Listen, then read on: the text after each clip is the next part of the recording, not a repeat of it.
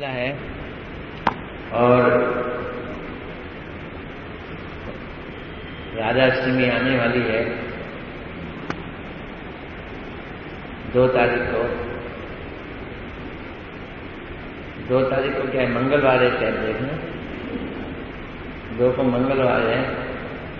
सोमवार की जन्माष्टमी थी, मंगल को राधाष्टमी है। 30 और 31 का दिन हमारा बीच में ऐसे ही निकल जाएगा। 30 को कोई प्रोग्राम है, 31 को मथुरा में प्रोग्राम है। तो आज क्या तारीख है? 25, 26, 27, 28, 29, 30, 31 खाली और 1, 6 दिन।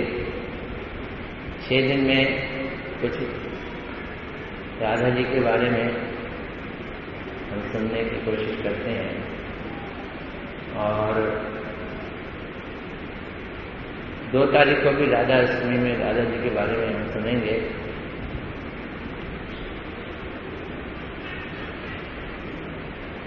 तो इसलिए मैंने उनसे प्रार्थना की। उन्होंने कहा मेरा सब चेहरा, ऐसा कह के उन्होंने मुझे दे दिया। क्या बोले? मेरा सब चेहरा। देखो ये वैष्णव की मानता है, कह दिया उन्होंने शांत महाराज जी ने। मैंने फिर भी कहा था आ जाए, थोड़ा सा कुछ बोले तो बोल लें। हरे कृष्ण। राधा जी के बारे में काफी कुछ रामानंद राय संवाद में है।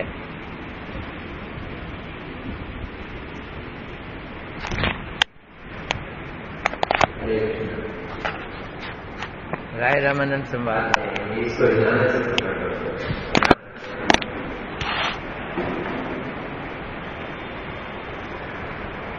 हमने राधा जी के बारे में तो समझने के लिए पिछले साल उज्ज्वल नीलमणि में से स्थायी भाव प्रकरण में से पाठ किया था। तो बहुत लंबा पाठ किया था, सब राधा जी के बारे में। अभी मैं एक राधा रस प्रधान निधि में से पढ़ रहा था, उसमें भी बड़ा सुंदर राधा जी के बारे में। अब आप लोग कमर कस लो। हम लोग कोशिश करेंगे इस तत्व को समझने की, उनके बारे में समझने की। हम बद्ध जी और वो सर्वश्रेष्ठ कृष्ण को रिझाने वाली, कृष्ण को वशीभूत करने वाली,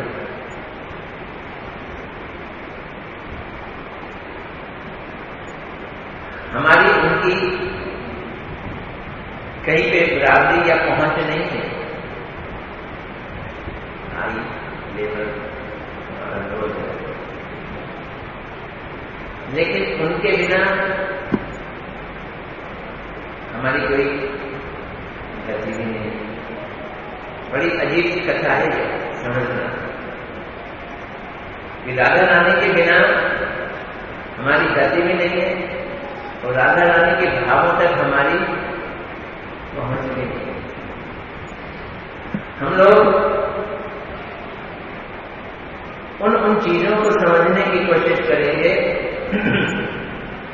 जो भौतिक जगत के दायरे में नहीं आती है, भौतिक मन के दायरे में नहीं आती है, भौतिक बुद्धि के दायरे में नहीं आती है, जबकि हम लोग भौतिक मन और बुद्धि में फंसे हैं। लेकिन उनकी कृपा के बिना ये होने वाला भी नहीं है। तो हम इन चीजों को सिर्फ इसलिए सुनेंगे, पढ़ेंगे, ताकि उसको सुनकर, उसको पढ़कर वाह वाह वाह वाह का मतलब क्या है? ऐसा ऐसा भाव, ऐसा भाव। जब वाह वाह करेंगे तो हमारे लिए हमारे अंदर उनके लिए आकर्षण करेगा, अट्रैक्शन करेगा। सभी कृपा मिलेगी और तो कोई उपाय नहीं। तो रामानंद राय जी और चैतन्य महाप्रभु जी आपस में वार्तालाप कर रहे हैं। इसका ग्रंथ का नाम है राय रामानंद संवाद, आपस में वार्तालाप। महाप्रभु जी ने राधा जी के भाव को चखना है, लेकिन उसे चखने के लिए उनको उनके भाव के बारे में जानकारी भी हासिल करनी है। कौन ये? कृष्ण। कृष्ण राधा जी के भाव चखना चाहते हैं, इसलिए रामानंद राय जी से पूरे तक क्वेश्चन पूछे। अब रामानंद राय राधा जी की प्रिय विशाखा सती है, वो राधा जी के भावों को अच्छी तरह से जानती है।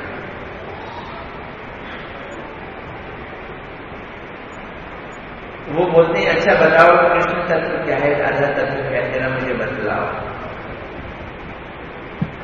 तो रामानंद राय बोलते हैं आप कह रहे हो तो बता रहा हूं, खुद ही मेरे अंदर शक्ति दो, खुद ही घुसो और खुद ही बोलो। और रामानंद राय डूब गए, विशाखा सती डूब गए। पहले कृष्ण की महिमा बताई, अब राधा जी की महिमा बतलाने जा रहे हैं। सुनेंगे कितने सुंदर रूप से बता रहे। अत संक्षेप पहले कृष्ण ने सब रूप, ये भी संक्षेप सुन कही राधा तत्व रूप। अभी तो मैंने कृष्ण के बारे में संक्षेप में तुमने कहा, अब जरा राधा जी के बारे में संक्षेप में सुनो। कौन किसको कह रहे हैं? रामानंद राय जी महाप्रभु। पहले सिद्धांत बता रहे हैं, फिर रस बताएंगे। समझना इस चीज को। सिद्धांत वो कटोरा है जिसमें रस डाल के पिया जा सकता है। अगर कटोरा नहीं है तो रस नहीं मिलने वाला है। एक बार की बात,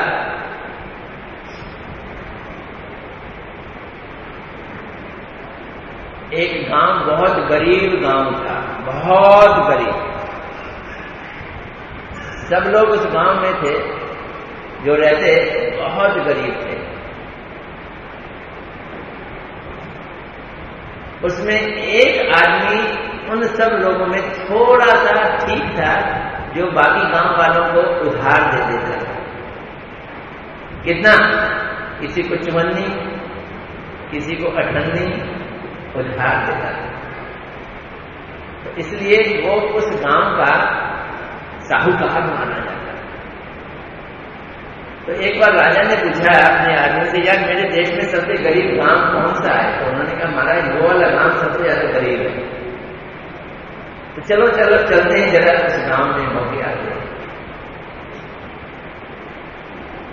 तो वो राजा गया उस गांव में। जब राजा उस गांव में गया, उसके साथ में उसके नौकर चाकर। अब राजा गांव में आ गया, सारे गांव में फटकने लगे, राजा गांव में। सब एक दूसरे को देखें, राजा को रिसीव कौन करेगा? किसी की हिम्मत ही ना पड़े आगे आके रिसीव करने। उसे बैठा ले कहां? किसी के घर में जगह ही नहीं है कि स्थान नहीं, कोई चीज नहीं। सब लोग साहूकार को बोले, अरे तू ही तो है हमारा साहूकार। हाँ मैं साहूकार। महाराज आइए मेरे घर में आइए। अब उसके घर में एक बोरी निकल आई बैठने के लिए, उसने आसन बनाया बोरी का, बोरी पे उसको बैठा दिया।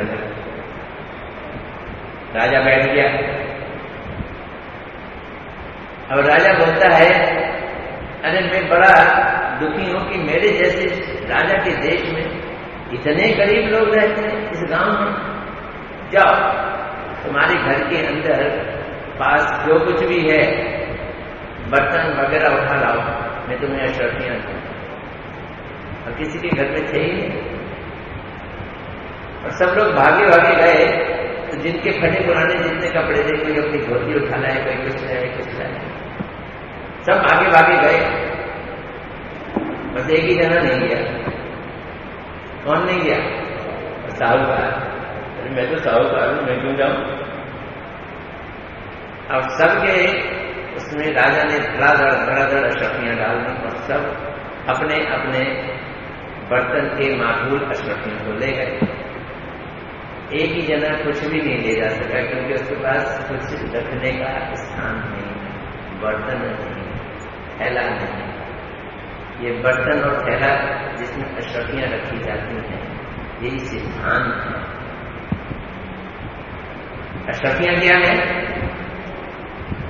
जो रस है ना, रस, कृष्ण लीला प्रेम रस, वो क्या है? वो अशरफियां। और रखी किसमें जाएंगी? क्या करना है इसको?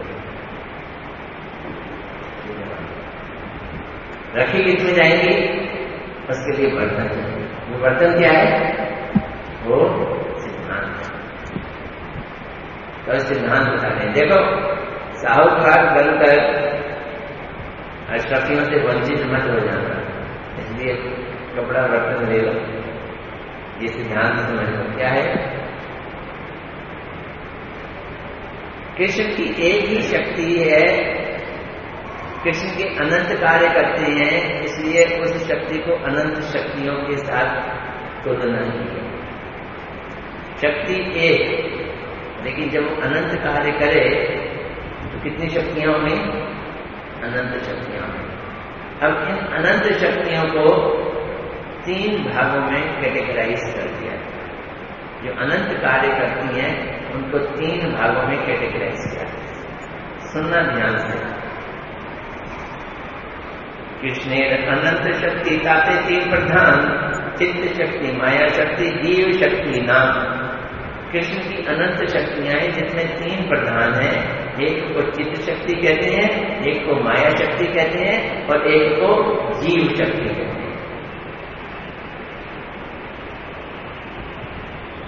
जैसे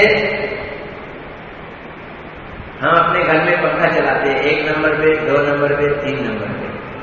1 नंबर पे सबसे स्लो चलता है, 2 नंबर पे सबसे फास्ट चलता है, और कुछ मीडियम चलता है, 3 नंबर पे सबसे फास्ट। भगवान की शक्ति का प्रकाश 3 नंबर पे सबसे फास्ट, 2 नंबर पे कम और 1 नंबर पे सबसे कम। 3 शक्तियां कौन कौन सी? चित्त शक्ति, माया शक्ति और जीव शक्ति। अंतरंगा बहिरंगा तटस्था कोही जारे, अंतरंगा सबरूप शक्ति सबार ओबारे। इसको दूसरे नाम से भी पुकारा जाता है।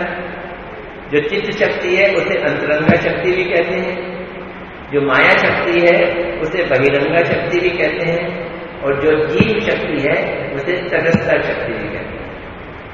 अच्छा, मुझे बतलाओ कि इस चीज पे हमने काफी सारा डिस्कशन किया था, कब और कहाँ किया?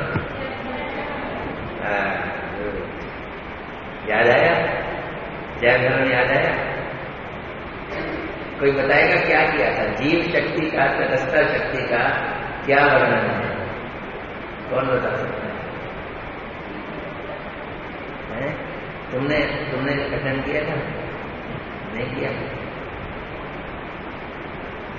बतलाओगी खड़े होके, मास्टरानी बनकर? नहीं, याद करो।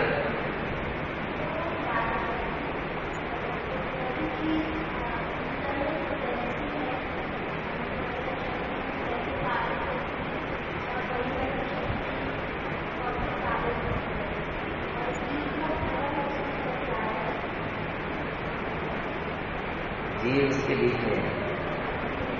ममता तुमने तो डर नहीं किया था?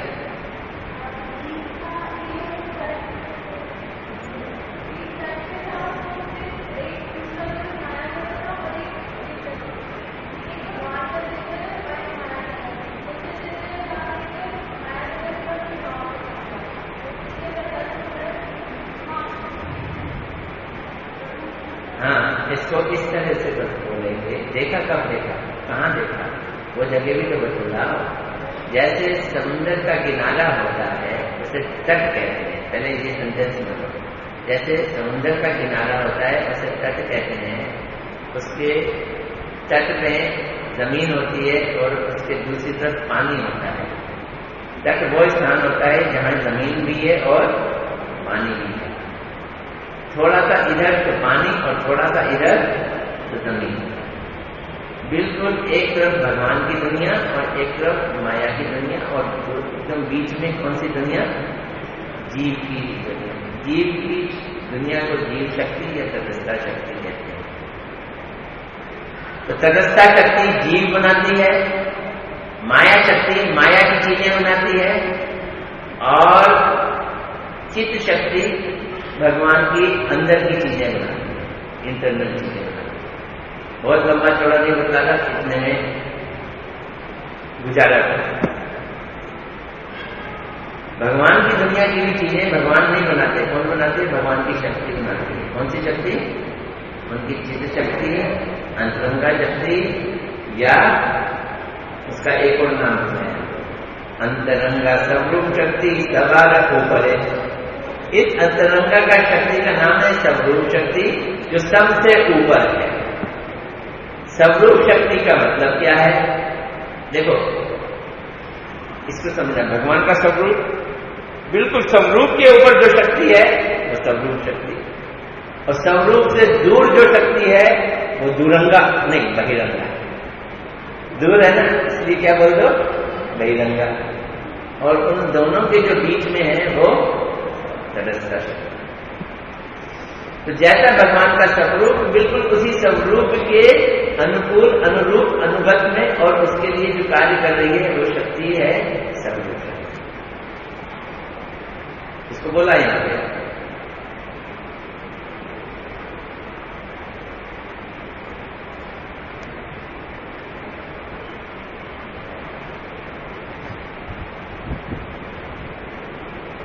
स्वरूप शक्ति के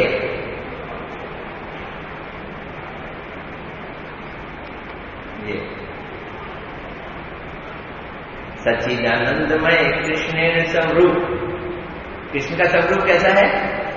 सच्चिदानंद। इस सच्चिदानंद शब्द को बहुत लोग इस्तेमाल करते हैं। तो सच्चिदानंद में तीन शब्द हैं, सत प्लस चित प्लस आनंद। तो भगवान का सच्चिदानंद स्वरूप है, यानी उनके स्वरूप के भी तीन फाड़ हैं। आदमी बहुत सुंदर लगता है, उसके ओंठ जब बहुत अच्छे होते हैं। ओंठ के 2 फाड़ होते हैं, लेकिन किसी के ओंठ एकदम जुड़े हुए हो तो वो अच्छे नहीं लगते। ऐसे ही भगवान की खूबसूरती, उनके 3 स्वरूप, एक ही स्वरूप के 3 हिस्से बड़े सुंदर रूप से, सत चित आनंद। बोल रहे हैं सच्चिदानंद कृष्ण स्वरूप, अतः स्वरूप शक्ति है 3 रूप। तो जैसा जैसा स्वरूप, वैसे वैसे ही उस स्वरूप शक्ति के भी रूप। सत्य कृष्ण का स्वरूप, सत से कनेक्टेड उनकी शक्ति। चित कृष्ण का स्वरूप, चित से कनेक्टेड दूसरी शक्ति। और आनंद कृष्ण का स्वरूप, आनंद से कनेक्टेड उनकी तीसरी शक्ति। तो एक तो वो शक्ति जो दूर और पास की है, वो हो गई अंतरंगा, बहिरंगा और तटस्था। और एक वो शक्ति जो कृष्ण के स्वरूप के अनुसार, उनके स्वरूप के 3 हिस्सों के हिसाब से 3 विभिन्न कार्य करती है। तो विभिन्न कार्य करने वाली एक शक्ति, एक दूर और पास वाला कार्य करने वाली शक्ति। तो इस तरह से 3 और 3 समझ आ गई बात? 3 कौन सी शक्ति? जो दूर और पास का कार्य करती है। और बाकी 3 कौन सी शक्ति? जो उनके स्वरूप के हिसाब से भिन्न भिन्न कार्य करती है। तो बोल रहे हैं आनंद अंशे अलादनी, तदंशे संधनी, चिरांशे संवित जार ज्ञानकारी माने।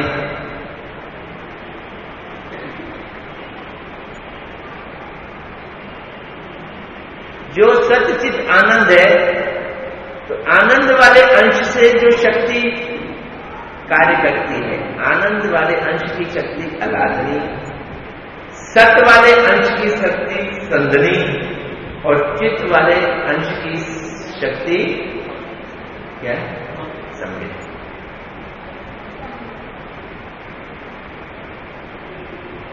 कोट कर रहे हैं विष्णु पुराण में सपोर्ट कर रहे हैं। अब अलादनी आनंद से निकली हुई शक्ति क्या करती है?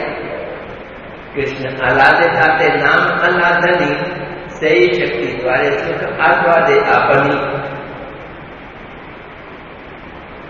भगवान कृष्ण को जो शक्ति आनंद प्रदान करती है उसका नाम अलादनी है। इसी शक्ति से निखिल सुख स्वरूप कृष्ण स्वयं सुख का आस्वादन करते हैं। अलादनी शक्ति भगवान को आनंद प्रदान करती है, सुख प्रदान करती है। संपूर्ण सुख भगवान अपनी अलादनी शक्ति के द्वारा प्राप्त करते हैं।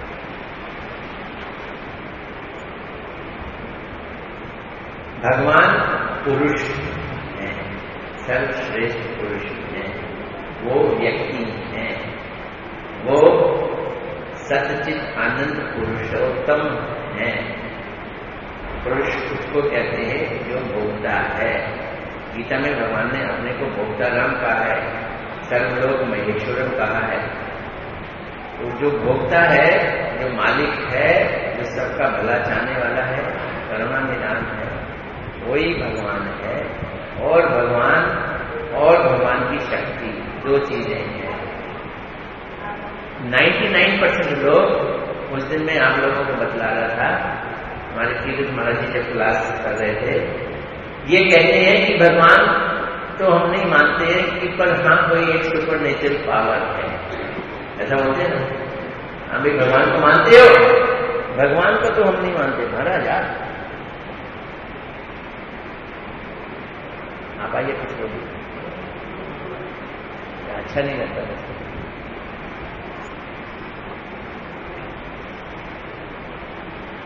तो भगवान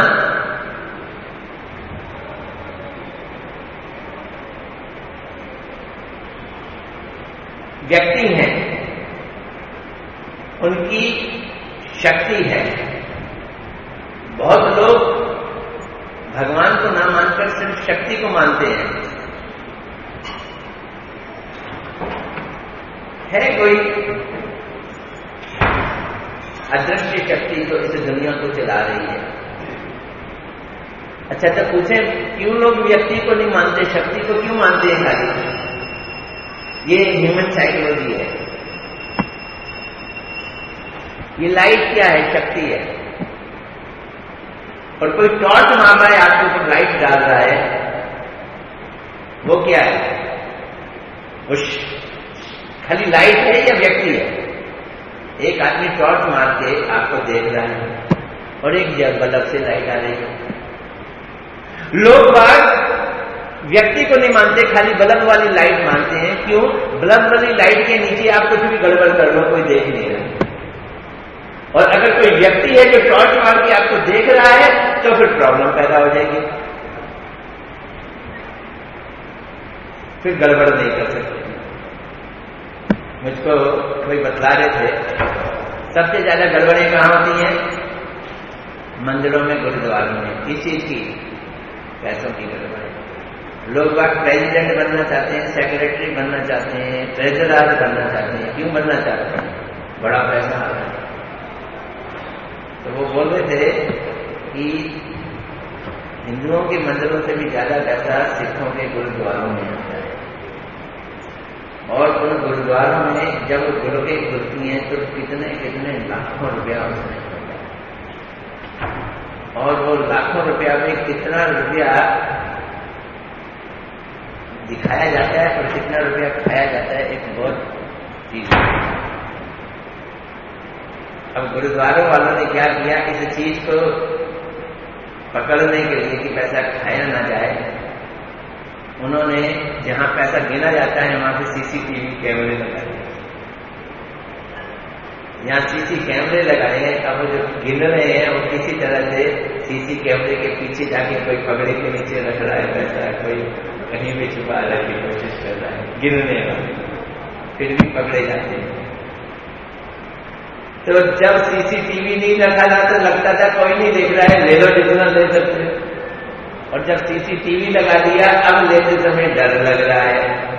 तो इसलिए दुनिया वाले भगवान को व्यक्ति ना मानकर क्या खाली मानते हैं?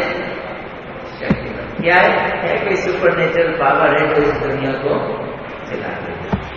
लेकिन कोई व्यक्ति है ये नहीं मानते, क्योंकि अगर व्यक्ति होगा तो वो हमारी चीजों की हरकत को, हमारे ऊंच नीच को देखेगा।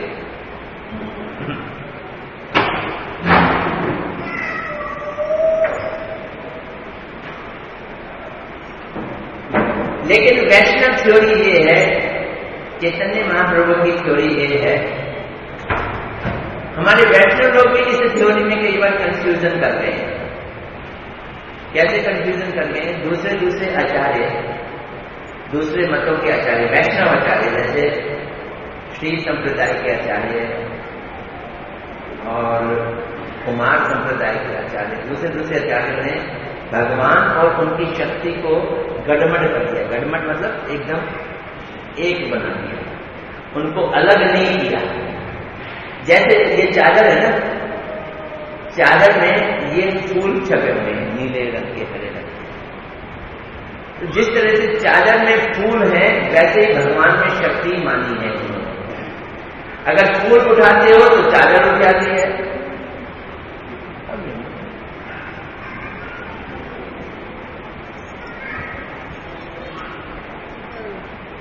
समझ रहे हो मेरी बात?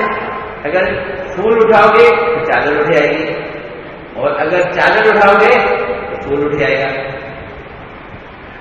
उन आचार्यों ने शक्ति और व्यक्ति, भगवान और उसको एक सा ही माना है। लेकिन जब चैतन्य महाप्रभु आए और ये गौड़ीय संप्रदाय चला, तो उन्होंने भगवान के दो पहलू माने, दो एस्पेक्ट माने। सुप्रीम के दो एस्पेक्ट हैं, एक है भगवान और एक है भगवान की शक्ति। दोनों को एक मानते हुए भी अलग अलग माना है, उनको दो तरह से लिया है। इसलिए इस सिद्धांत का नाम भी दे दिया अचिंत्य भेदाभेद। यानी कि भगवान में और भगवान की शक्ति में भेद भी है और भेद नहीं। बाकी लोगों ने क्या माना है? सिर्फ अभेद माना है। जिस तरह से फूल की पत्ती और इस चादर में भेद है ही नहीं, सिर्फ क्या है? भेद है, अभेद है। अगर मैं फूल में पिन मार के फूल में छेद कर दूंगा तो बोलो चादर में छेद होगा कि नहीं? तो चादर में भी छेद हो जाएगा। लेकिन गौड़ीय संप्रदाय में चैतन्य महाप्रभु ने शक्ति को शक्तिवान से अलग भी माना है और एक भी माना। जैसे अगर शक्ति कोई कार्य करती है, उस कार्य का आरोपण शक्ति पे आएगा, शक्ति वाले पे नहीं आएगा। उदाहरण दे दिया, सूरज की किरणें निकलती हैं और उन किरणें पृथ्वी पर आकर वो मल मूत्र को छूती हैं, टट्टी पेशाब को छूती हैं, छू के उसे खाद बना देती हैं। लेकिन किरणों को, जो कि सूरज की शक्ति है, उनके मल मूत्र पे छूने से सूर्य गंदा नहीं है। क्योंकि किरणें यद्यपि सूर्य की शक्ति है, वो सूर्य से भिन्न भी है और सूर्य से अभिन्न भी है। भिन्न होने के कारण उसमें कोई दोष नहीं लगता। तो अब इसी शक्ति का वर्णन कर रहे हैं। भगवान इच्छा करते हैं, शक्ति उनका कार्य करती है, क्योंकि शक्ति भगवान के स्वरूप से चिपकी हुई है, भगवान की समस्त इच्छाओं को पूरा करने का कार्य करती है, इसलिए एक है। लेकिन भगवान को तरह तरह के आनंद देने के लिए तरह तरह की क्रिया करती है, फिर भी उनसे भिन्न भी। वही बोल रहे हैं कृष्ण के अलादे खाते नाम अल्लाधनी से ही शक्ति द्वारे सुख आस्वादे अपनी। तो कृष्ण को आनंद देती है, इसलिए अलादनी शक्ति, और इस शक्ति के द्वारा भगवान आनंद प्राप्त करते हैं। आनंद अलादनी शक्ति को हटा दो तो भगवान को आनंद नहीं मिलेगा। तो भगवान क्या हो जाते हैं? आत्मा राम हो जाते हैं, फिर वो अपनी आत्मा में ही रमण करते हैं। सुख स्वरूप कृष्ण करे सुख आसादन, भक्त गणे सुख देते अलग नहीं कारण। देखो एक बड़ी अच्छी चीज, एक एक पॉइंट कृष्णदास कविराज जी ने चैतन्य चरितमृत में वर्णन किया। सुख स्वरूप कृष्ण करे सुख आस्वादन। कृष्ण खुद सुख के स्वरूप हैं और वो सुख का आस्वादन टेस्ट करते हैं। किसके द्वारा? अलादनी शक्ति के द्वारा सुख का आस्वादन करते हैं। मतलब क्या है इसका? सुखी रहते हैं, उनमें कोई दुख नहीं है। अब हमारी समस्या क्या है? हम दुख के स्वरूप हैं, सुख का आस्वादन करना चाहते हैं। हमारी सारी जिंदगी क्या है? बुढ़ापे की ओर खिसक रही है, बीमारी की ओर बढ़ रही है, मृत्यु की ओर जा रही है, समस्याओं की ओर जा रही है। प्रतिदिन हमारा घटाव होता जा रहा है, हमारा हवास होता जा रहा है। हम विनाशशील जगत में हैं, सुख लेना चाहते हैं। मुझे ध्यान है अच्छी तरह से, हमारे एक रिश्तेदार हैं दूर के कि मेरी सिस्टर के घर के रिश्तेदार थे, उसके ससुराल में। उनकी दामाद का एक्सीडेंट हो गया, एयरपोर्ट में थे, दामाद का एक्सीडेंट हो गया और वो हॉस्पिटल में एडमिट हो गए। पहले 6 दिन, 8 दिन, 10 दिन, फिर एयरपोर्ट हॉस्पिटल में आ गए, कोमा में चले गए, होश नहीं आ रहा। अब हम सब परेशान। सिस्टर के सास सिस्टर यानी उनकी तो बेटी, वो लोग यहीं लखनऊ छोड़ के यहीं आ गए, हॉस्पिटल में डेली जाना, हम भी डेली जाते। अब डॉक्टर तो अंदर है, वो आईसीयू में, अब तक क्या कर सकते हैं? कुछ भी नहीं है। बाहर बैठ के फिल्मों की बातें शुरू कर दी, थोड़े बहुत जोक करने शुरू कर दिए, थोड़े बहुत किस्से कहानी। एक दिन तो ताश पत्ते ले आए, चलो ताश खेल लेते हैं। तो मैं ये सोच रहा था कि आए हैं यहाँ पर एक समस्या से निपटने के लिए, दुख के सागर में डूबे हुए हैं कि वो पता नहीं बचेगा या नहीं बचेगा। लेकिन आप उस दुख स्वरूप में क्या लेने की कोशिश कर रहे हैं? सुख लेने की कोशिश कर रहे हैं। अब जैसे कोई आदमी प्यास से मरा जा रहा है और गीली बालों को देखकर बालू मुंह में डालकर प्यास बुझाने की कोशिश करे, कितनी उसकी प्यास बुझेगी, कितना उसको तृप्ति है। अब भगवान की कहानी होती है, वो क्या कह रहे हैं? वो अपने स्वरूप में तो सुख स्वरूप है और सुख स्वरूप में होकर अलादनी शक्ति से सुख का क्या ले रहे हैं? स्वाद ले रहे हैं। सुख स्वरूप कृष्ण करे सुख आस्वादन, भक्त गणे सुख जीते अल्लादनी कारण। तो सुख के स्वरूप कृष्ण सुख का आस्वादन करते हैं और अलादनी शक्ति के द्वारा अपने भक्तों को भी आनंद देते हैं।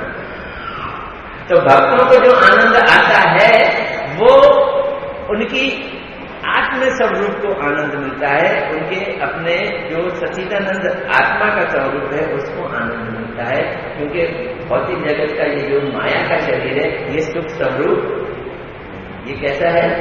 ये दुख स्वरूप। अलादनी शक्ति भगवान की जो आनंद प्रदान कर रही है, किसको आनंद दे रही है? वो हमारे निजी स्वरूप को, आत्म स्वरूप को आनंद दे रही है। स्वरूप शक्ति के सब नित्य लक्षण हैं जो चित्त शक्ति में पूर्ण रूप से, जीव शक्ति में अणु रूप से और माया शक्ति में विपरीत रूप से प्रकाशित है। फिर सुनना, तो जो स्वरूप शक्ति के लक्षण है सत चित आनंद, वो सारे लक्षण और स्वरूप कृष्ण के स्वरूप में, वो स्वरूप शक्ति में है और वही लक्षण जीव शक्ति में अणु मात्रा में, बहुत थोड़े थोड़े थोड़े थोड़े थोड़े, और माया में कितने कितने वो लक्षण विपरीत मात्रा, माया में वो विपरीत रूप। जैसे माया को भगवान की स्वरूप शक्ति की छाया कहा। स्वरूप शक्ति में आनंद ग्रहणीय है, टेंजिबल है, लेकिन वही आनंद छाया शक्ति में, माया शक्ति में, बहिरंगा शक्ति में टेंजिबल नहीं है, विजिबल है पर ग्रहणीय नहीं है, क्योंकि जैसे शीशे में हम प्रतिबिंब देखते हैं वो बिल्कुल वैसे का वैसे ही होता है, लेकिन उसको पकड़ नहीं जाता, उसे ग्रहण नहीं किया जाता। शीशे में जो छवि बन रही है वो छवि हमारी ना तो नंबर 1 रियल है, ना नंबर 2 वो पकड़ी जा सकती है। रियल ना होने के कारण वो विपरीत है। जहां हमारा राइट हैंड है वहां लेफ्ट हैंड होगा, जो हमारा लेफ्ट हैंड है वहां राइट हैंड। ग्रहण नहीं हो सकता। मैं एक कथा सुनाता हूं हमेशा, बहुत बार सुनाई मैंने, लेकिन अब यहां पे बात आ गई है कि किस तरह से समरूप शक्ति भगवान की समरूप शक्ति में अलादनी शक्ति भगवान को पूरा आनंद देती है। समझना इसे, पूर्ण आनंद दे रही है। संदनी शक्ति भगवान के निजी धाम को बना रही है। वृंदावन, सुंदर रमणीय स्थान, नदी, यमुना जी, पर्वत, गोवर्धन, गैयाएं, ये सब कौन बना रही है? ये सत्य, भगवान के सत्य से संबंधित संधनी शक्ति भगवान के सारे निज धाम को बनाती है। भगवान का स्वरूप सुंदर, वो भी संधनी शक्ति, और भगवान की संवित शक्ति, तीसरी संवित शक्ति भगवान और भक्तों के बीच में ये संबंध, ज्ञान और भाव है वो पैदा करते हैं, वो बनाते हैं। कौन सी? संवित शक्ति। यही तीनों शक्तियां जब जीव शक्ति पे कार्य करती हैं तो वो छोटा अणु, क्या छोटा सा स्वरूप है जीव का, संदनी शक्ति, छोटा सा उसका अपना भाव है, आनंद है, वो ब्रह्म ज्ञान जीव का, तो उसके लिए हम बता रहे हैं। वही शक्ति जब माया शक्ति में कार्य करती है तो वो विपरीत कार्य करती है, उल्टा कार्य करती है। तो कैसे उल्टा कार्य करती है माया शक्ति? उसको थोड़ा सा मैं वो एग्जाम्पल देता हूं। एक लड़का था, बहुत गरीब, लकड़ियां जंगल से काट कर लाता था, बेचता था। सोचता था भगवान तुमने कैसी दुनिया बनाई, गरीब गरीब ही रहता है, अमीर अमीर ही रहता है। अमीर कितने सुख भोगते हैं, हम कितने सुख भोगते हैं। अगर मैं अमीर बन जाऊं तो कितना सुख मिलेगा। तो उसी समय क्या हुआ, उस देश का राजा अपनी बीवी पे बड़ा आसक्त था। क्या कहते हैं, जोरू का गुलाम है, बहुत आसक्त था अपनी पत्नी पे। तो उसकी पत्नी राजमहल में, वहां पे बहुत बड़ा तालाब था, स्नान करने गई। उसने अपने हार को, 9 लगा हार जो ससुराल से मिला था, पेड़ पे टांग दिया तालाब में घुसने के लिए। और तालाब में घुसकर अपनी सेविकाओं के साथ स्नान कर रही थी। उसी समय एक पक्षी आया, उसने वो 9 लगा हार चोंच में दबाया और लेके उड़ चला।